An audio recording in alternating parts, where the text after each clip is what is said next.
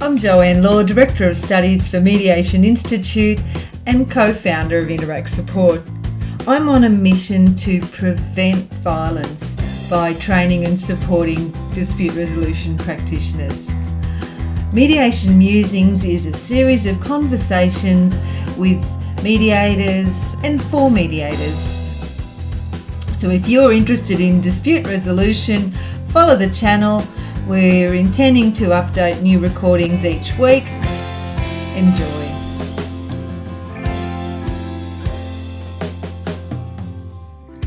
So welcome, Michael. I'd like to welcome Michael Lang, who's a mediator from Lang Mediation Services in Florida.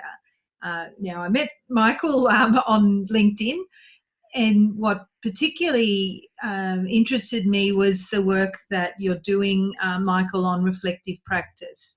So I think we might talk a fair bit about that, but I'd like to also understand a little bit more about your role and scope in the whole dispute resolution area. So This welcome. is both a delight and a privilege, Joanne. Thank you. Oh, excellent. So look, before we get into things, how long have you been mediating? Is this 40 years. Oh, okay. Wow. So Yeah. since you were a schoolboy. I'd like to say that was true. My very first mediation case was in 1978. Oh, okay. What got you interested in mediation? Well, I didn't even know for sure in that very first instance that I was doing mediation. And I'll tell you how it came about. I was practicing as a lawyer. Yeah. I did a fair amount of divorce work. At the same time, I was enrolled in a training course studying transactional analysis and Gestalt therapy. Oh, okay. And so I did that for 3 years, and I was the only non-therapist in the group. And it was clear to me, and I made clear to the leader of the group, that I was not looking to become a therapist. I wanted to enlarge my understanding of how human beings interact so that I could be a better counselor and advocate for parties. Yeah. And one of the therapists in the group then suggested to a couple that they come to see me. And they did. And they said, well, we want you to represent the marriage. And I said, well, there's this little thing called ethics that prevents me from doing that. However, when I explained I didn't just say that there was an ethical problem. I described the situation, and the fellow said, so if you were only representing my wife, we could still have this conversation, and I could be here, and the three of us could work out together a solution to our divorce. Mm-hmm. And I said, absolutely. He said, write me the letter. Tell me that you're only representing my wife. And I turned to my desk. I quickly drafted the letter, handed it to him, and we continued. And that, in a sense, was my very first mediation. They invited me to be the mediator. I didn't invite them to be my clients. Oh, that's fascinating. So you're a problem solver by nature, I can tell. Well, yeah, I mean, that's what I was realizing, Joanne, is that in part by nature, but also by training as a lawyer, I was a problem solver. I was looking for solutions. I was looking to be helpful.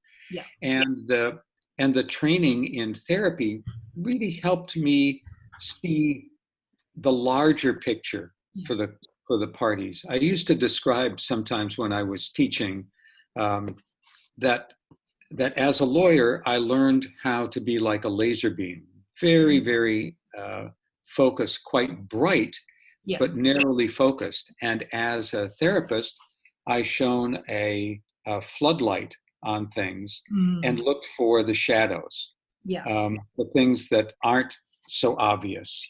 Ah, So Fascinating. it was, Yeah. yeah, it was sort of bringing the two things, the two disciplines together. For Mm. me, that was the attraction of becoming a mediator, is that I could hold on to the values and the notions of each discipline, but find a way to bring them together.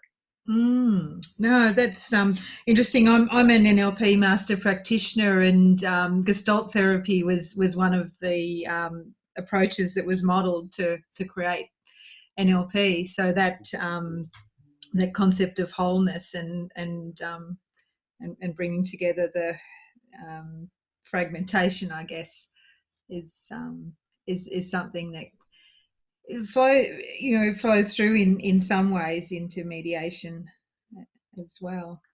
I think it's, it was very popular. NLP was for a time very, very popular in the US. Bandler and Grindler were, Yeah. in high demand. Their books were in high demand. And part of the difficulty was, and I think what compromised it a bit, in this country at least, Yep. was its use by salespeople. Yes. How can we manipulate people with this instead? That's exactly right. That's exactly right. Instead of using it to understand them, we use it to take that understanding and convince them to buy a product that they otherwise might not be willing to purchase. Yes. It was That, tragic. look, it really is, because when used with the right intention, it can really help with understanding people. And I guess that's part of our role. It's for us to understand, but also to help people who understand each other. The basic difference between mediation and just negotiation. Right. And it's interesting, if you don't mind my building on this a little bit, because as part of our reflective practice group, we had a discussion today that was raised by one of the participants. And that had to do with how is there a way to incorporate things like Myers-Briggs or neurolinguistic programming, or there's a fellow in the US who's written extensively about high conflict. And, can you find a way to use those as constructive tools and not use it as a way of labeling and therefore potentially judging? Because the issue that came up was, the problem that the participant was describing was the difficulty in so almost unconsciously judging people. Yeah. And, whether it's by their demeanor, their body language, tone of voice. One of the participants is in our group is Israeli, and she said, an accent. Yep.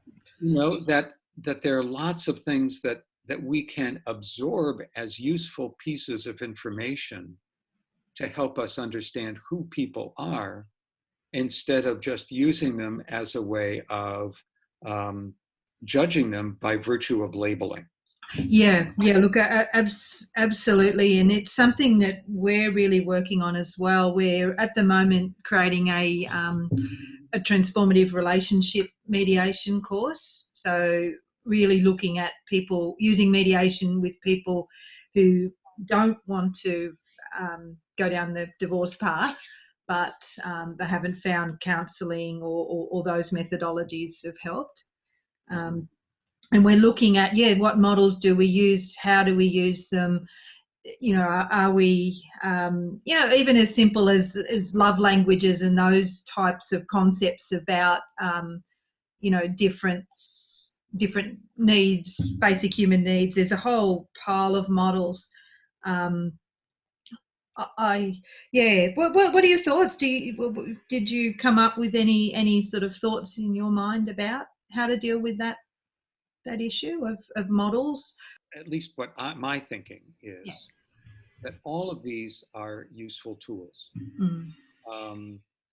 just as transactional analysis and, and trying to, evaluate people, their interactions using that kind of a framework.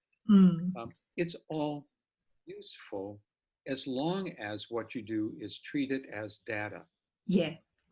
In other words, you see people as a collection of bits and pieces of information that are who they are as human beings and how they interact with one another. Mm.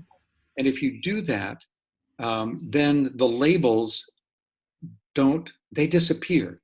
They fade away. They're irrelevant. Yeah. What matters is, does somebody, for example, and one of the issues that came up was Myers-Briggs. Yeah. And is it very important for one person to narrow options, and to reach conclusion, to see things in stages, so that they can say, okay, we've got an agenda and we've covered the first topic, now we're moving on to the second, we're moving on to the third.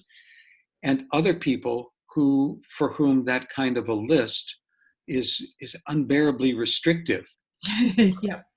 So if you call them judging and perceiving, is that really useful? No. What's useful is to say, I'm aware that these are the kinds of behaviors that this person is expressing, which could be called judging. Yeah. But I don't care about that label. What I care is that it matters to them that every time we sit down, we have an agenda. Yes. And I am going to then respond by making sure that there is an agenda for every single meeting, because it puts that person at ease. Yeah. And it moves us toward the ultimate goal of solving different problems, resolving the issues. And for the person who finds that too restrictive, to say, we're going to follow this, but there's a possibility that we can jump around. We keep this in mind and know that this is a framework that we're going to use, but we can shift from item 1 to item 4, and making sure that that both interests and needs are accommodated.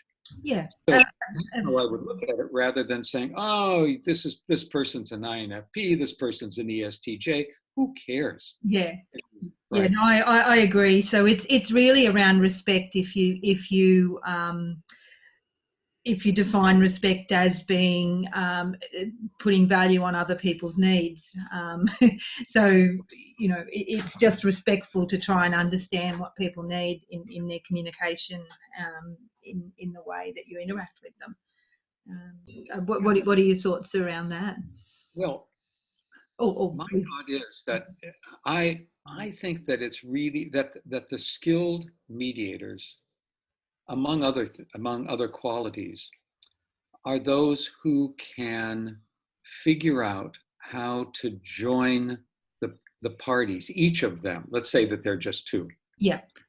And join them in this sense, that they can find ways of accessing what's important to the parties. Yeah. Whether it's in language, whether it's in structure, whether it's in values that they have.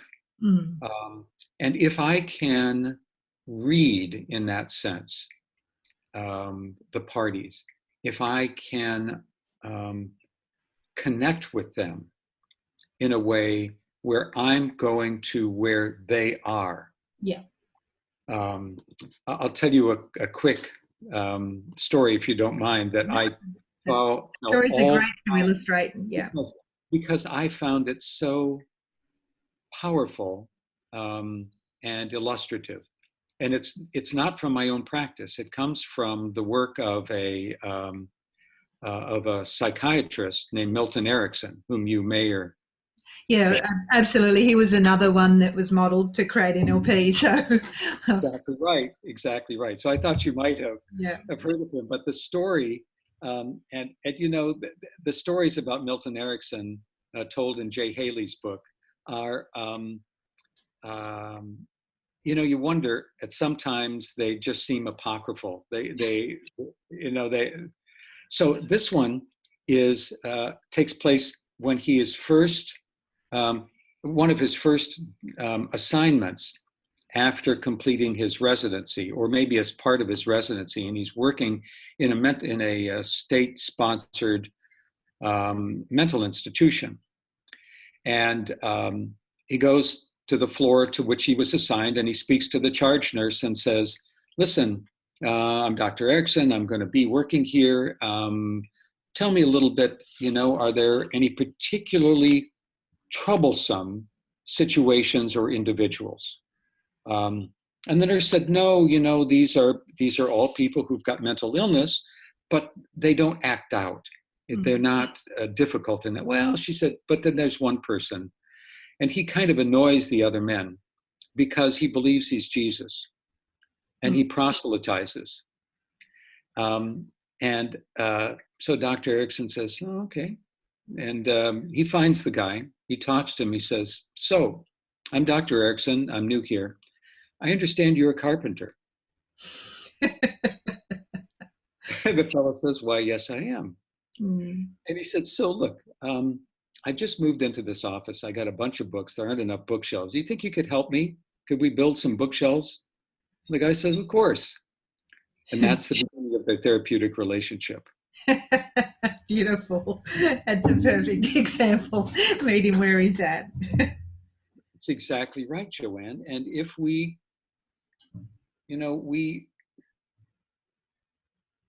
it's such a simple idea that so many of our colleagues utterly ignore, because we think of ourselves as, well, I'm sophisticated, I'm experienced, I know how this all goes, I know that it's going to move from here to here to here, and we stop paying attention to the small details that will give us extraordinary insights. Oh, look, I absolutely agree. And I guess that actually loops beautifully back around to reflective practice. I wanted to actually mention that your book's just come out, The Guide to Reflective Practice in Conflict Resolution. So I'll definitely put a link to that, because it is just so critical, because otherwise what happens is that we become jaded. We start thinking, yes, I've seen this all before. I know what this is. It's impossible. You can't. If you haven't worked with that couple at this time, then you're wrong. I'm going to put it out there for everyone. Any time you're generalizing about people, it's just wrong. Exactly. So, I mean, there's some things that we can, it's okay, I think, to say things generally unfold in this way. Oh, yeah. As long as we're open to being surprised. Absolutely. So, we're doing a process, and it's a repetitive process. It's got certain stages and things like that.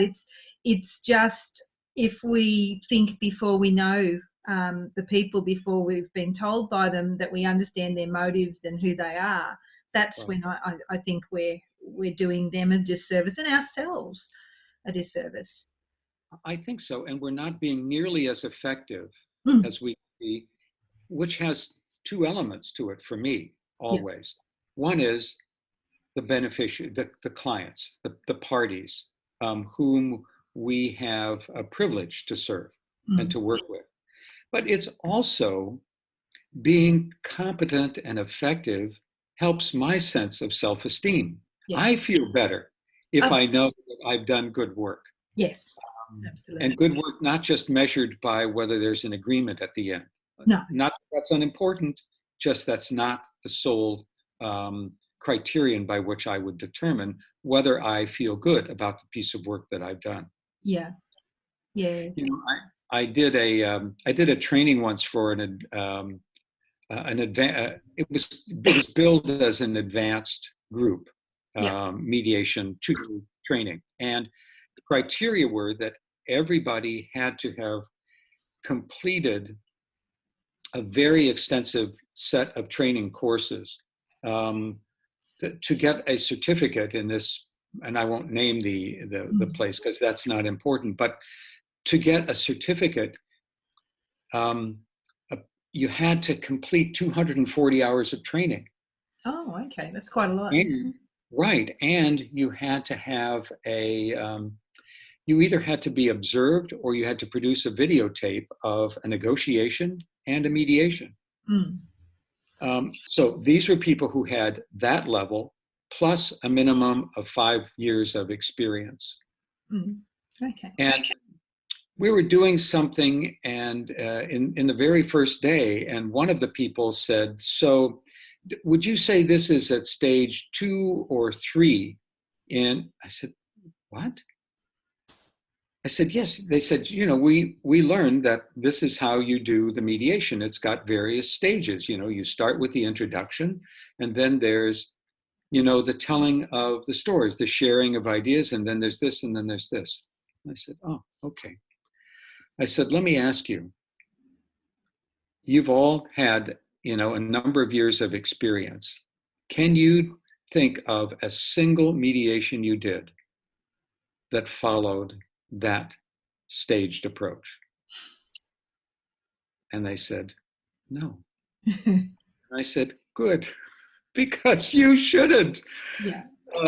Because that means that you're telling them that they have to fit into your box. Yeah. Instead of you figuring out how to take your framework and make it relevant and useful to them. Yeah. Yeah, absolutely. And yeah, quite often we'll find, because we teach mediation, we do teach a process because you've got to teach something to learn. But yeah, you'll often have people, there's really productive conversation going and they want to, no, we need to go and now talk about agenda item 2. So they'll actually stop communication in order to bring the people back to their process. Yeah, and I tell this story almost every time before I describe the mediation process when I'm training mediators, because I want to say, we're going to go through the various stages and elements of what a mediation, and you're going to see, I'm going to present them in serial fashion. Yeah. And that's so that we can understand. That doesn't mean that this is, and so. Yeah, that we have to force that on on the parties, despite well, I guess we always need to remember that the objective is to, well, from my point of view, it's to increase understanding and, if possible, help them to reach a mutually acceptable agreement. So anything that supports that's appropriate, and things that get in the way of that, we need to be thinking, should we do that?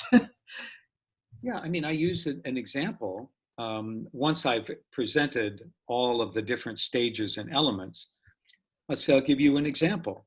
I was doing a mediation, and there I am doing my lovely introduction and explaining what mediation is and talking about confidentiality. And the parties are looking everywhere but at me. Yeah. I said, "Stop, hold on, what's going on?" And they said, "We haven't been in the same room together in 6 months. And we need to start having a conversation. Yeah. We came here urgently to have this conversation. We need it. We need to resolve these things. We need to get on with it." Yeah. And hearing that allowed me to make adjustments to what we were doing, because it was reflective of what they needed at the time. And I say, sometimes you end up having to dispense with your introduction to allow them to do something that they need to do, but always remember that you will still have to come back and make sure they do understand about confidentiality or whatever else it might be. Yeah.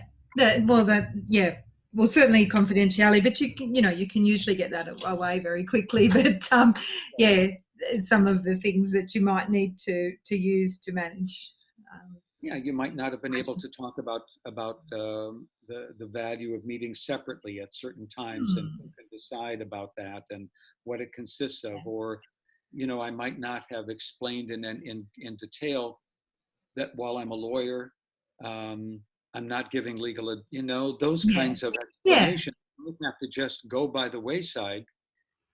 Or come back in context later if it's needed. Precisely. Yeah. Exactly, Joanne. Right. Yeah, and that's not a bad thing as well. So I'm curious to know, from what do you define as being reflective practice? How and why did you feel the need to write a book about it? It's Sure. And not to put too fine a point on it, it's my second book about it. But yes, yes. first, Well, even more so. Why did you feel the need to write another book about it? the first one was 20 years ago. Yeah. Oh, that's right. Yeah. So, well, no, and I'm being playful about that. So you don't know me, but I'm being lighthearted. I don't take those kinds of things that seriously. So I was. I'll tell you what I think reflective practice means to me, and then talk a little bit about why I wanted to write a book, Yeah. And why I hope people might read it. Yeah, not just buy it, but actually read it. Yeah, there's a big difference. And I was saying to the group this afternoon that that book sales and royalties are not the reason I wrote this book, because this was not going to fund my retirement No. in any way, or cumulatively raise enough funds so I could come and visit you. We'll have to find another way. Right. So I think of it as a purposeful. It starts with a mindset, and the mindset is about, I want to learn about my craft in order to become more resilient and responsive and effective. And the way in which I can learn from my experience starts with that mindset. And then it builds on the process of reflective practice, which is that I am initially, the first thing is that I am always mindful of wanting to learn as the process goes forward, so that I'm open to paying attention to what's going on, to seeing what is new, different. I'm testing my assumptions all the time. I believe that it's really important, as part of reflective practice, that we create, and actually part of good practice, is that because we do this unconsciously, and then I think we need to make it more deliberate, which is that we form hypotheses about what's going on. Yeah, it's how our brains work. Yeah. You could call them assumptions, you could call them best guesses, you could call it a lot of different things. Yeah. My co-author on the first book insisted that we call them formulations. Okay, yeah. She thought that was less scientific than hypotheses, and she liked it. And sounds even chemical to me. I love her. I loved working with her, and it was an easy compromise to make, because we were talking about the same principle and process, regardless of what word we used. Yeah. And so, we do that, but I go back and say, people, we're doing this anyway, so let's make it explicit in our own minds. Let's make it deliberate. Let's be aware of what information we're gathering that affects our understanding of who the parties are and how they're engaging with one another and the work that they've come to do. And part of that requires us then to be aware of our, and my co-author came up with the idea, we had the idea, she called it constellation of theories, that each of us as practitioners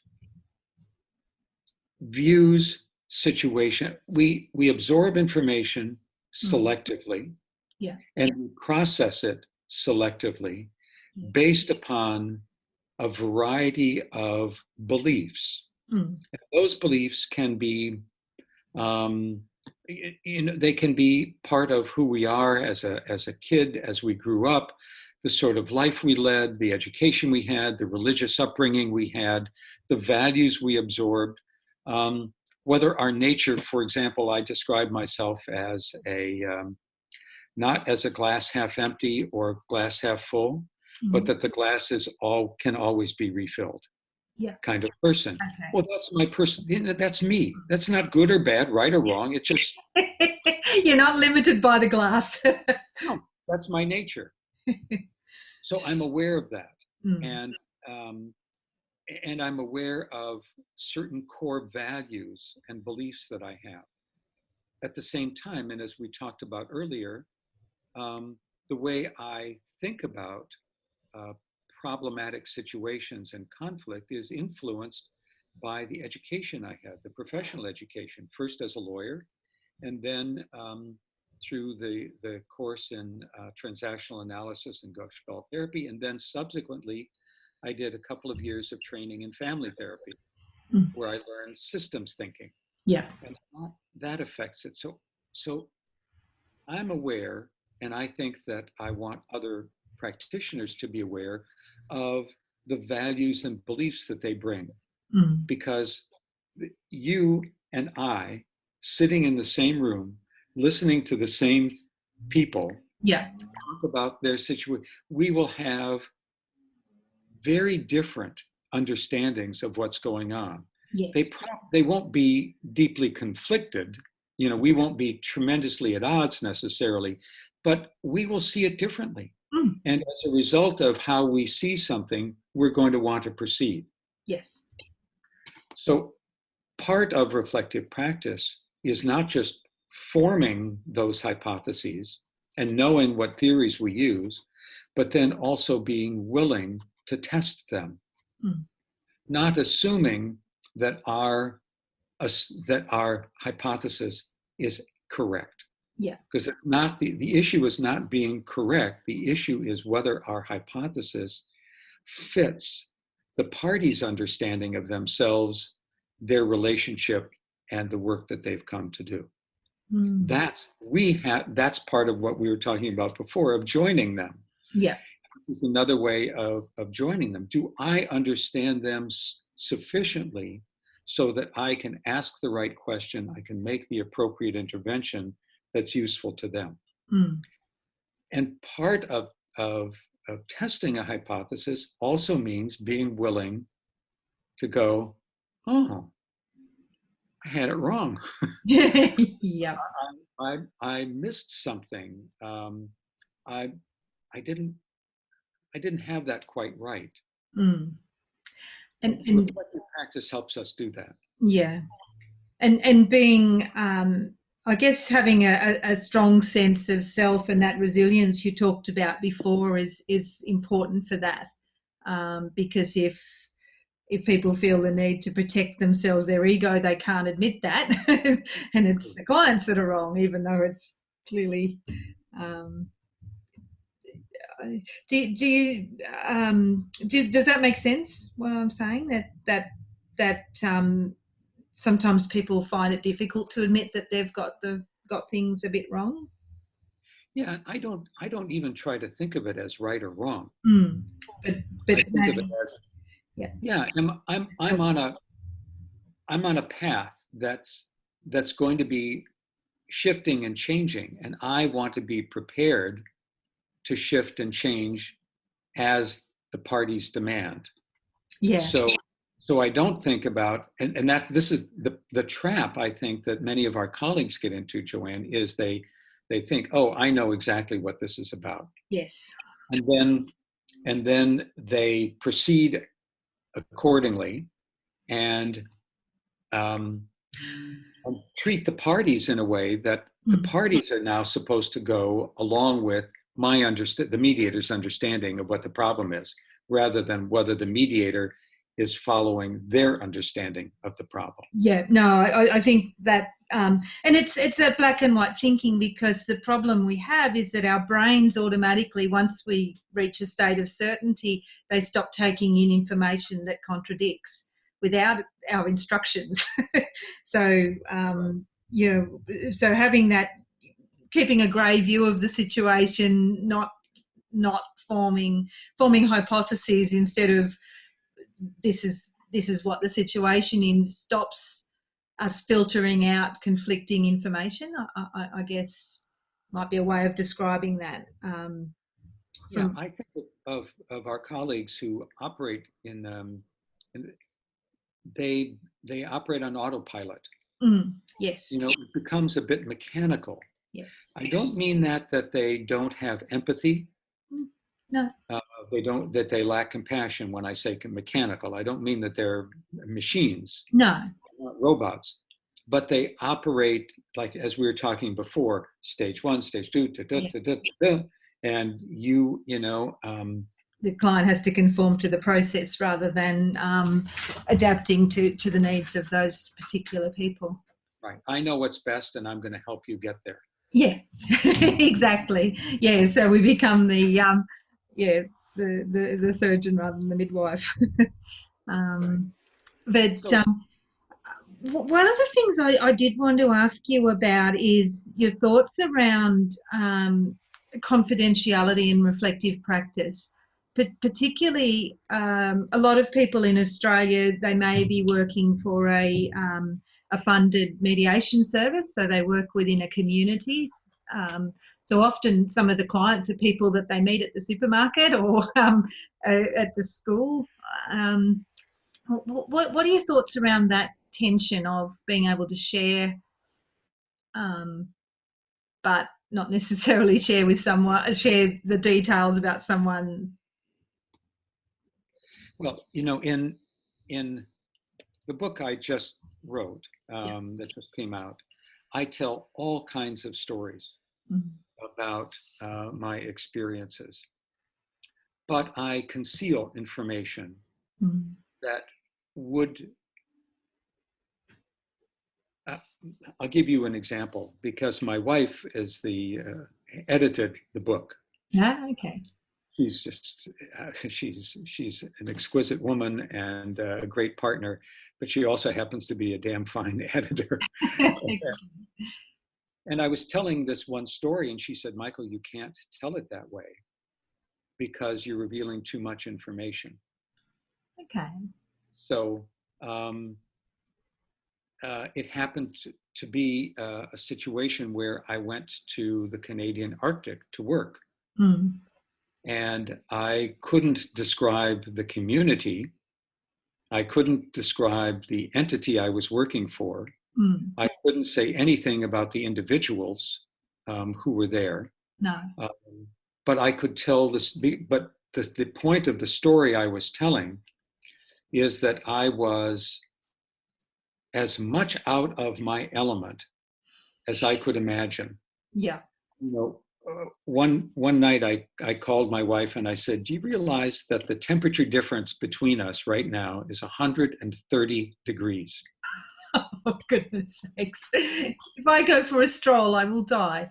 Yeah, it was where I was 55 below, and it was 75 degrees this Fahrenheit here. Yeah.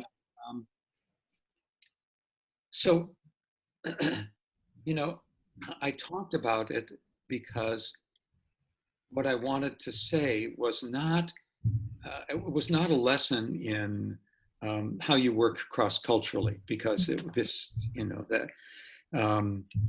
some of the people I worked with were in Canada, they're referred to as First Nations people. Yeah. This particular group were Inuit. And, I could describe that much, that some were. And, but the point I wanted to make was that the way in which I worked with them was to be a listener, to assume absolutely nothing, to Mm. come as much of as a clean slate as I possibly could, and let them teach me Yeah. about who they are. Not assume that I had all of these ideas about how you do. No. Yeah. Um, Yeah, and that's a really important point because particularly I mainly do family mediation, and we'll have to remember that not everyone actually structures in a nuclear family. Um, right. you know, it's the predominant family structure for, you know, white Western whatever, but it's certainly not necessarily the predominant structure in the world. Um, but it's easy No. enough to forget that. Yeah, it's interesting. I've done another book which is for couples going through separation and divorce. Okay. It's based on a book that was originally published in Ireland. It's a lovely little book. Let me Yeah. just see if I can Yeah. quickly find it. The folks in Ireland contacted me to write a jacket blurb. Mm. So they sent me the book, and I read it, and I thought, wow, there's nothing like this. Yeah. This is marvelous because of it's written in a way that you would think about how we as mediators help parties. We Mm. don't give them solutions. It's not prepackaged Mm. ideas. Yeah. We share information. We encourage them to consider whether they need a different kind of resource, and do they need to Mm. contact an attorney, somebody in finance, a therapist, whatever. Yeah. So it's written from the point of view, really, of although the book never uses the term self-determination, Mm. it's an embodiment of it. Oh, that's So, fascinating. You will. I will need you to find that and send us. well, Send me because the here's title. what's happened. Yeah. I said I want to do this book in the United States, Yeah. and I said, great, let's do it. And Yeah. then we started thinking, well, in Ireland, there's a single jurisdiction. Yeah. There's one set of laws, rules, procedures, language, all of that. And Yeah. in the US, there are 51, Yeah.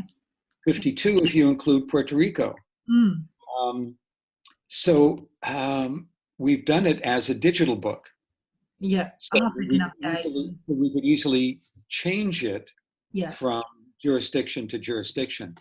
And just last night, I was reading through and I contract with a person in each state Mm. to edit the book so that the language and the procedures and so on are Oh. accurate. Yeah. One of the things we had to do is when we had to change the illustrations when the book was published here because we wanted to show black and brown faces, not just Mm. white faces. Yeah. Exactly. So the And diversity of. we had to take the wig off the judge. Yes. So the woman from Massachusetts was saying, we had this chart about parenting, and it has M and D for the Mm. different days. She Yeah. said, irrelevant. Yeah. We'll use A and B, Mm. and that we made a number of other changes to the book to reflect exactly what you're saying. Yeah. And that is that it isn't just mom and dad anymore. No. Yeah. Yeah, absolutely. And I'll send you a link to the Amazon. yeah. Look, it'd be interesting. I'll definitely, yeah, because what I'd like to do is when we publish these podcasts, I create a page on our website that we can put extra information. So I'll be able to put links through to your books because I'm sure people will be really interested in what you've been writing about. But also that one would be quite interesting, particularly if people are working with clients in the US or that have got cross-jurisdictional issues. I know I've worked with some where the wife's wanting to stay here and the husband's wanting to go back to the US. And well, and I think and if you're interested, I'll provide you with an opportunity to download one of the books or send it to you in PDF format so that you can see it, because it would be lovely if somebody picked up the idea and thought that it would be useful in Australia.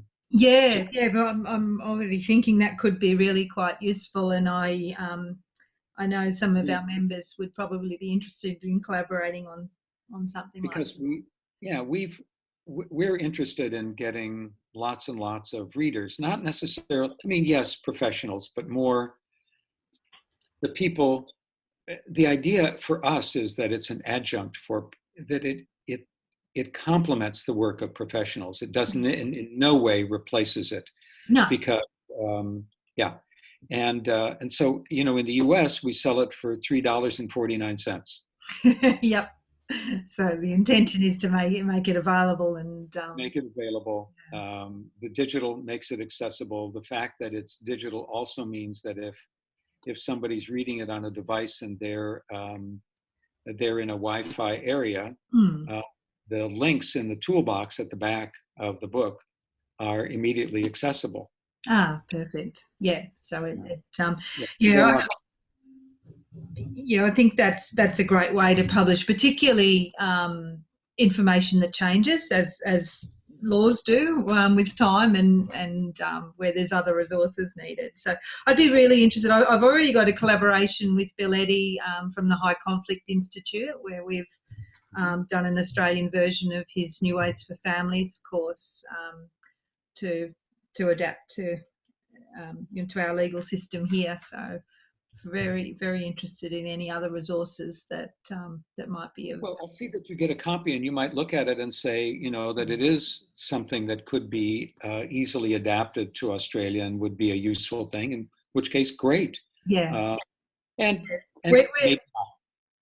we're a bit like Ireland. We've got just 2 jurisdictions, but so all of Australia except for WA, Western Australia, but their system almost mirrors the Family Law Act, so not too complicated.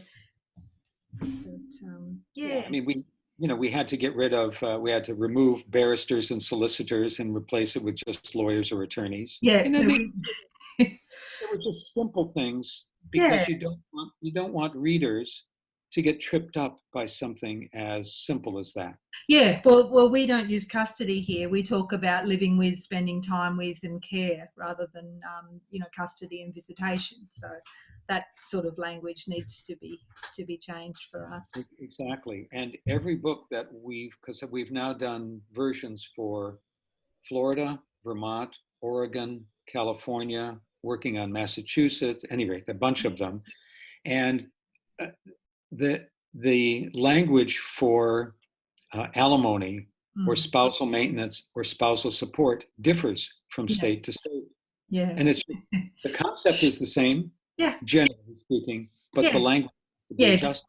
The drafting of the lawmakers, and it's actually quite a fascinating exercise to see those little variations and how they play out. Right.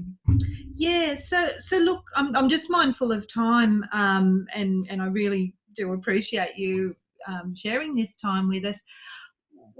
Are there any final thoughts that you'd like to leave people with?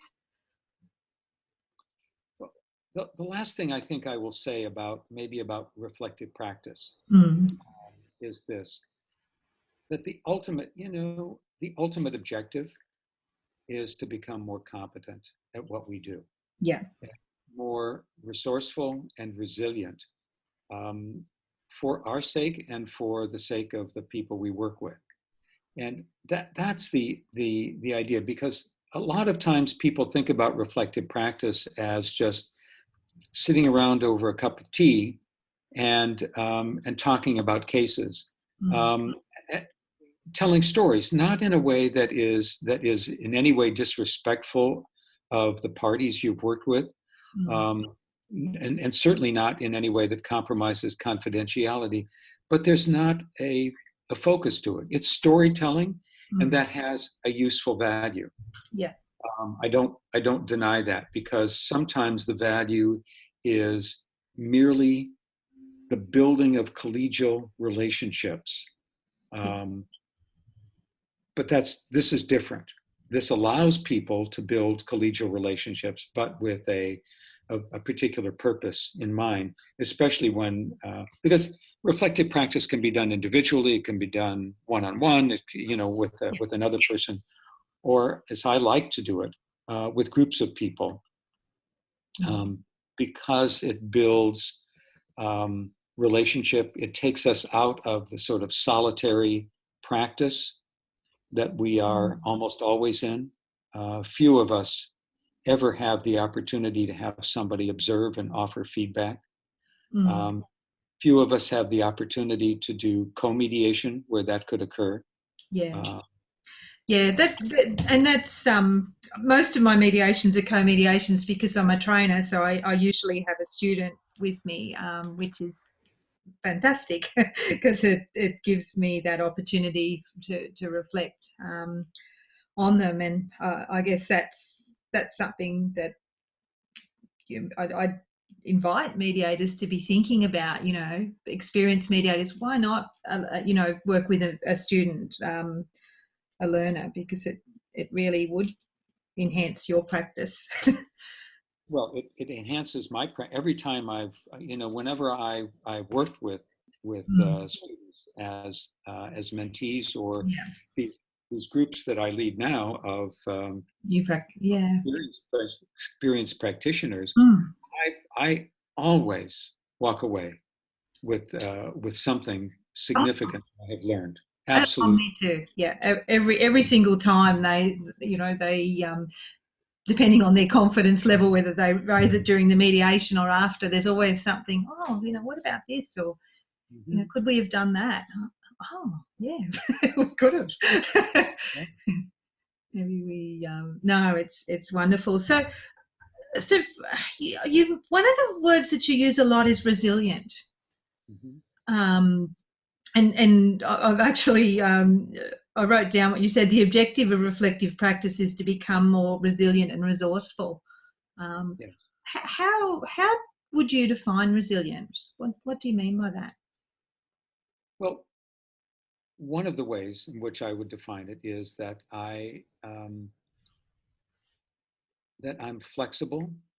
I am able to shift and move according to the needs of the parties as they express them. Yeah. Whether those needs have to do with the substance or it has to do with the quality of the interaction. So resilience is that. Resilience means that I don't come with a fixed idea about what mediation should be. I don't come with a fixed set of tools and skills that this is the way it needs to be done. It means that I am interested in and open to being surprised. Beautiful. I'm really glad I asked you that question. That's great, because that gives a much greater, I think, depth of understanding of what you're saying. Lots of times I think our colleagues are they're nervous about, or even they're timid about being surprised, puzzled, confused, as though it suggests weakness or a lack of self-confidence. I think it takes supreme self-confidence in order to be able to go of something that's not right in the moment, that's not right for the situation, that's not right for me or not right for them. One of the attributes of a reflective practitioner, as I list 9 of them in the book. I'm not going to go into all of those. we don't have time, and that's not the purpose. But I learned this phrase from a fellow on the faculty when I was teaching at a university, and he used it in the context of a different context. He was an anthropologist, but I apply it to our work, which is hold on tightly, let go lightly. And that is the ability to have a clear idea of what you would like to be able to do and why you would like to do that. And also to be able to let it go when it's not right. Perfect. It's so wedded to it that you force a situation to conform to your idea, Mm. but Yeah. not to be so unformed and uninformed that you don't have a vision. Mm. Yeah. No, that bears some thinking on, doesn't it? It does. I can see why that you've retained that over time. Mm. That's look. I'm just. We'll need to finish up, but thank you so much for your time. I think this is going to be really helpful for people, and I know for one, I'll be purchasing your book as well. So, Well, I'm grateful to you not only for this opportunity, but most specifically right now for being the timekeeper, because I'm so enjoying this conversation, and I have a sense that you and I are somewhat similar in that if we didn't have that kind of a boundary, yeah, this conversation would go on for another couple of hours, definitely, and I definitely. would love it. Me And, too. and and I would begin to turn the tables and start asking you a lot more questions because I'm fascinated to learn about how you see things and about how Mm. you practice. Yeah. Maybe another time, Joanne. That would be Maybe wonderful. another time. I would enjoy that, or maybe even we could organise a webinar and invite some of our members along and have a wider discussion. I'd be delighted to do that. Yeah, I've done a couple of webinars on this, and I would be happy. You know, I'm at a stage of my life and my career where giving back is really where I'm focused. yeah. And if you can see a way that I could be useful to you and to your colleagues to have a conversation, to do a webinar, all you have to do is ask, and I'd be delighted to do that. Oh, thank you so much. And I definitely could see the value there. There's no question about that. And yeah, I agree. We get to a certain age where growth and contribution start to become, major drivers for us. So Right. I totally understand. So thank you. As you can hear, I had a really enjoyable time chatting with Michael, and we would really like to organise a combined webinar with his reflective practice group and our group, and we'll see if we can make that happen. Stay tuned.